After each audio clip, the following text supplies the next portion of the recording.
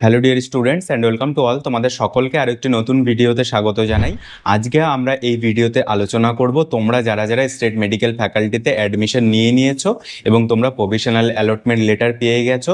এখন তোমাদের মনে একটাই প্রশ্ন যে 23 তারিখে কলেজ ভেরিফিকেশন এবং অ্যাডমিশনের যে তোমাদের প্রসেস আছে, এই 23 তারিখে কলেজ ভেরিফিকেশন এবং অ্যাডমিশন হয়ে যাওয়ার পরে তোমাদের ক্লাস কবে থেকে শুরু হবে?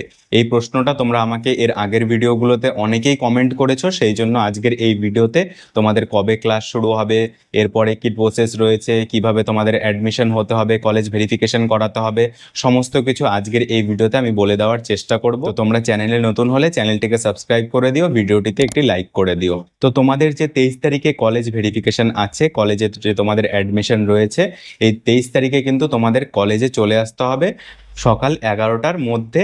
চেষ্টা করবে 10টার মধ্যে যেন তোমরা কলেজে পৌঁছে যাও, কারণ সকালবেলা 10টা থেকেই কিন্তু যে কোনো কলেজ ওপেন হয়ে যায় বা যে কোনো ইনস্টিটিউশন সকাল 10টা থেকেই কিন্তু টাইমিং থাকে ওপেন হওয়ার।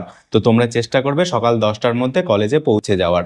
তোমরা যে কলেজে তোমাদের প্রভিশনাল সিট অ্যালটমেন্ট হয়েছে, তোমরা দেখবে তোমাদের যে লেটারটা আছে সেখানে উপরে কিন্তু লেখা আছে প্রভিশনাল সিট অ্যালটমেন্ট লেটার।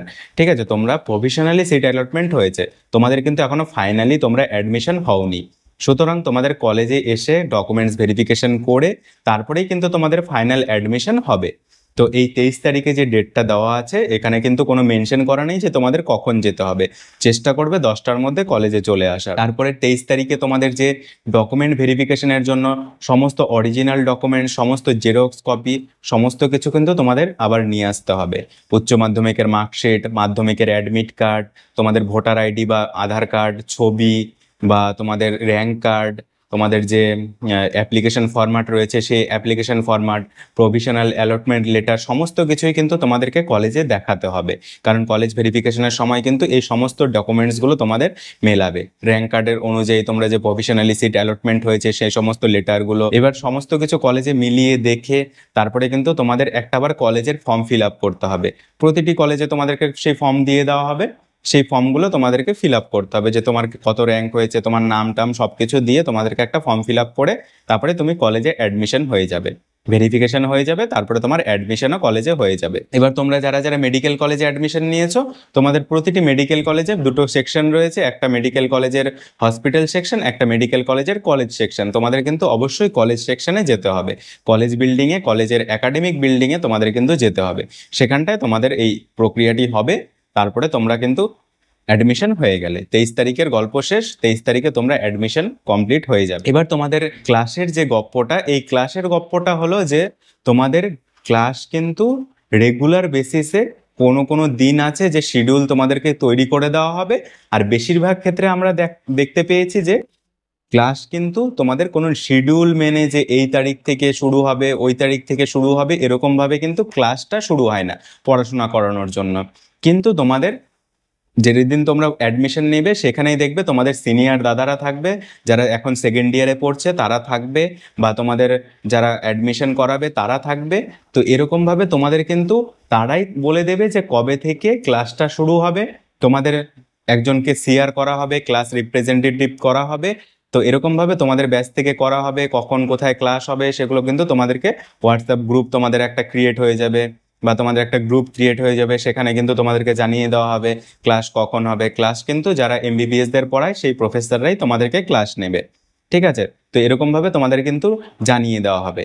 কিন্তু এর মাঝে তোমাদের সেকেন্ড দিন থেকেই, মানে তোমরা যেদিন থেকে অ্যাডমিশন নেবে তার পরের দিন থেকে ম্যাক্সিমাম কলেজে তোমাদের কিন্তু ডিউটিটা শুরু হয়ে যাবে। অর্থাৎ ডিউটি মানে কি, তুমি প্রথম দিন অ্যাডমিশন হলে দ্বিতীয় দিন থেকে কিন্তু তোমাদের যা শিফটিং রয়েছে, তোমাদের যা রোস্টার হবে, সেই রোস্টার অনুযায়ী কিন্তু তোমাদের ডিউটিটা শুরু হয়ে যাবে। তোমাদের যে 6 ঘন্টার ডিউটি বা 8 ঘন্টার ডিউটি বা যার যেমন ডিউটি থাকবে, সেরকম কিন্তু তোমাদের প্রত্যেকটা ডিপার্টমেন্টে তোমাদের সিনিয়ররা রোস্টার বানিয়ে দেবে। সেই রোস্টার হিসাবে তোমাদের কিন্তু ডিউটিতে জয়েন করতে হবে, তোমাদেরকে কিন্তু কাজ শেখা শুরু হয়ে যাবে। তোমরা এর আগের ভিডিওগুলোতে আমরা যে ইন্টারভিউ নিয়েছিলাম স্টুডেন্টসদের, ওরাও দেখবে বলেছে যে গত বছরে যারা স্টুডেন্টসরা অ্যাডমিশন নিয়েছিল, প্রথম দিন কলেজ ভেরিফিকেশন হয়ে যাওয়ার পরেই কিন্তু ডিউটি শুরু হয়ে গেছিল। অর্থাৎ ডিউটিতে কিন্তু তোমাদেরকে যে কাজটা তোমরা প্র্যাকটিক্যালি শিখবে, কারণ ডিপ্লোমা কোর্সে প্র্যাকটিক্যালি কাজ শেখাটাই মেন, সেই জন্য তোমাদের ডিউটি ওরিয়েন্টেড কোর্সই কিন্তু এটা বিভিন্ন মেডিকেল কলেজ বা প্রাইভেট হসপিটাল বা যে কোনো জায়গাতেই কিন্তু ডিউটি ওরিয়েন্টেড কাজটাই তোমাদেরকে বেশি করে শিখতে হবে, তার সঙ্গে সঙ্গে পড়াশোনাটাকেও করতে হবে। সেই জন্য তোমরা পড়াশোনার পাশাপাশি ডিউটিটা কিন্তু তোমাদেরকে রেগুলার বেসিসে করতে হবে। সুতরাং ক্লাস কবে হবে তোমরা নিশ্চয়ই বুঝতে পেরে যাবে যে কোথা থেকে কবে থেকে ক্লাস শুরু হবে, কবে কোথায় কখন ক্লাস করানো হবে, কারণ একটা নির্দিষ্ট শিডিউল থাকবে না। তোমরা এটা দেখে নেবে যে কোনো নির্দিষ্ট শিডিউল থাকবে না যে সোমবারে ক্লাস হবে বা মঙ্গলবারে ক্লাস হবে বা বুধবারে ক্লাস হবে। ম্যাক্সিমাম কলেজে এমন হয়, কোনো শিডিউল থাকে না। প্রফেসরদের যখন স্যারদের যখন সময় হয় ওরা তখন ডেকে নেয়, তোমাদের যেহেতু ডিউটি চলতে থাকে সেই ডিউটির ফাঁকে গিয়ে তোমাকে আবার ক্লাসটা অ্যাটেন্ড করতে হয়। তো এরকমভাবে তোমাদের ক্লাসগুলো হবে। এবার তোমাদের যারা যারা ভাবছো যে এখন তাহলে কি করব, এখন তোমরা একটাই কাজ করতে পারো।